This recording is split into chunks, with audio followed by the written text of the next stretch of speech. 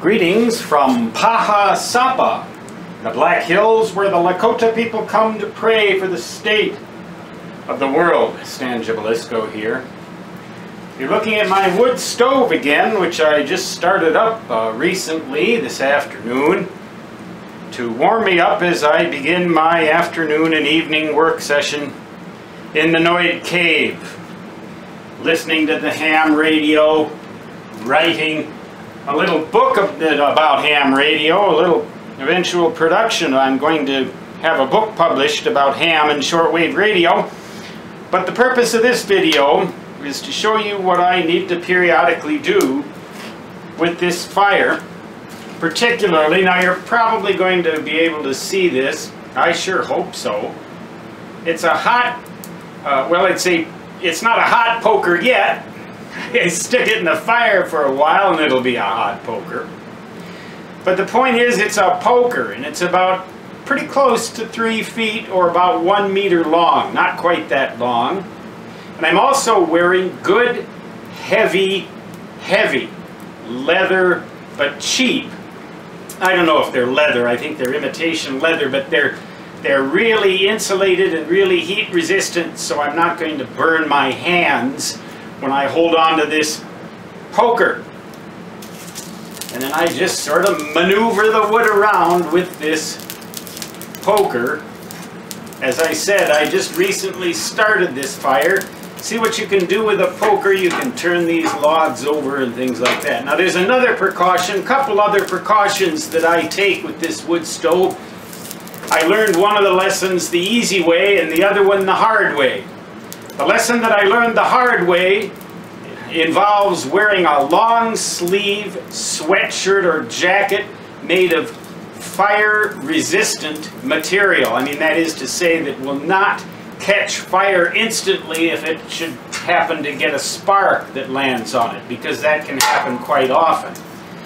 Also, if I happen to inadvertently bring my hand into contact with this wood stove anywhere, be it the door,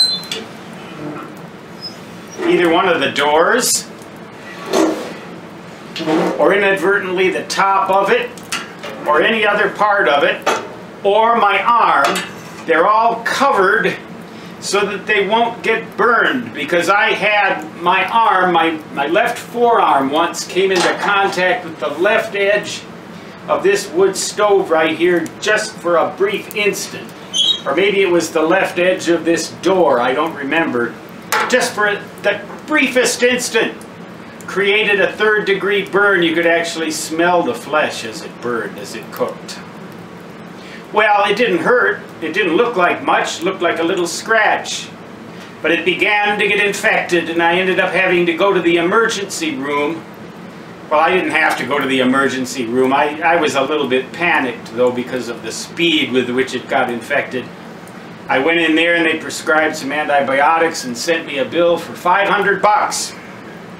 That was the lesson I learned the hard way. The lesson I learned the easy way was that you always wear safety glasses when you're working with a wood stove, or for that matter, even a fireplace, I'd suggest it, because a spark will eventually fly up at your face. Sometimes, you know, you put a brand new log in there. Now, well, the way I put these logs in here is very quickly with these heavy gloves and heavy jacket, fire retardant material, as I just drop it right in real quick and then push it in with the poker. You don't want to have clothes that can catch on fire, and you certainly don't want to be wearing a short-sleeved shirt or bare hands when you do something like this. But you put a new log on there and put it into place with the poker. They do have tongs that you can pick up logs with, but in my experience it's way too easy to mismaneuver a big log with tongs and it'll fall out on your floor.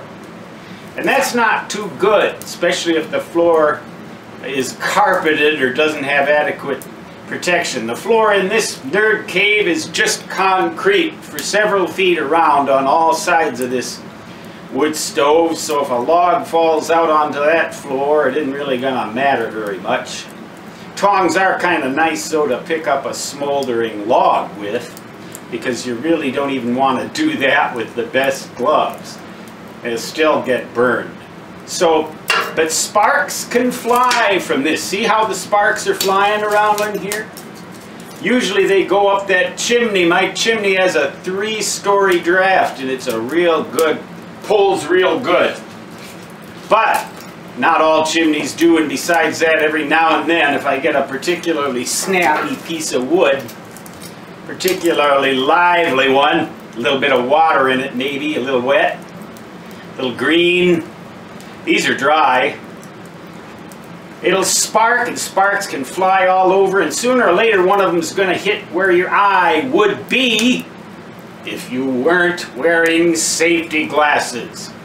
And then you will learn the lesson the easy way, as I did.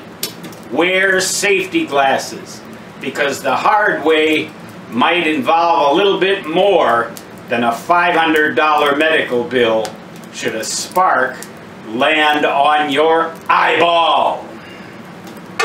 These things can be dangerous. Keep the chimney clean. Read a book about wood stoves. Read plenty of stuff about them. I got a book, a whole book that I bought just about how to use these things. Learn how to do it right, and if you're in the right kind of a climate and you can get over the notion that you're making global warming worse. So I'm still not sure about that Chinese professor myself. I'm not going to get into that controversy. But his opinion was that I can get away with burning this wood and it isn't gonna destroy the planet. Stan Gibalisco, putting the poker back in the pocket and signing off until next time. So long.